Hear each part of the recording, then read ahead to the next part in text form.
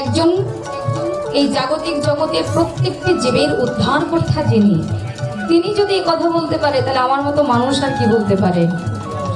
আমি আর কি বলতে পারি? হরিবল হরিবল। এই যে সামনে অন্নকূটের আয়োজন আসছে, ভজন কি প্রভু একা করেছিলেন? 64 মহন্ত, দ্বাদশ গোপাল, 6 চক্রবর্তী, অষ্টকবিরাজ সবাইকে নিয়ে করেছে। যদি আমার ভগবানের এত প্রেম, এত ভক্তি, এত অনুরাগ কার কাছ থেকে পেয়েছেন? না তার ভক্তের কাছ থেকে পেয়েছেন। সেই ভক্তদেরকে আজকে তিনি ডাকছেন, যে ভক্তদের নিকট থেকে তিনি প্রেম পেয়েছিলেন, ভক্তি পেয়েছিলেন, অনুরাগ পেয়েছিলেন। সত্য ত্রেতা দাপর কবে এলো কলিযুগ। সেই সত্য যুগ থেকেই, যেহেতু আমরা কলিযুগের জীব, আর বেশি বেশি বেশি যুগের কথা জেনে আমাদের কি লাভ? সত্য ত্রেতা দাপর এই 3 যুগের সমাধানটাই যদি আমরা আনতে পারি কলিযুগের জীব হয়ে, তবেও কিছুটা সার্থকতা আসবে। পুরোটা তো জানা হয় না, তাই তো? পুরোটা কি জানা হয়? হয় না। কদাপি জানতে পারবো কিনা সেটাও জানি না। তাই পদকবি বললেন, আজরে গৌরাঙ্গীর মনে ভাব উঠিল, ধবলি শ্যামলি বলি আমার গৌর হরি সগনে ডাকিল। ধবলি শ্যামলি বলে কাদের ডাকছেন তিনি? তার প্রেমময় ভক্তদেরকে ডাকছেন।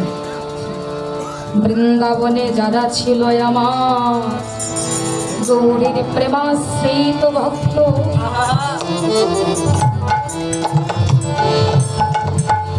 সেই 9 লক্ষ ধেনুর পাল গো,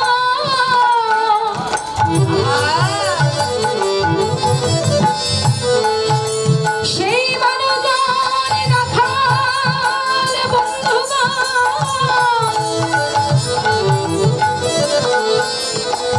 যারা ছিল আমার প্রভুর দাস প্রেমের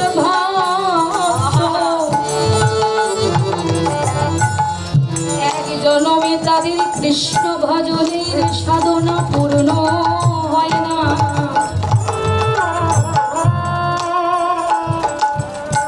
তাই তো তারা কৃষ্ণ চরণে প্রার্থনা করেছিল,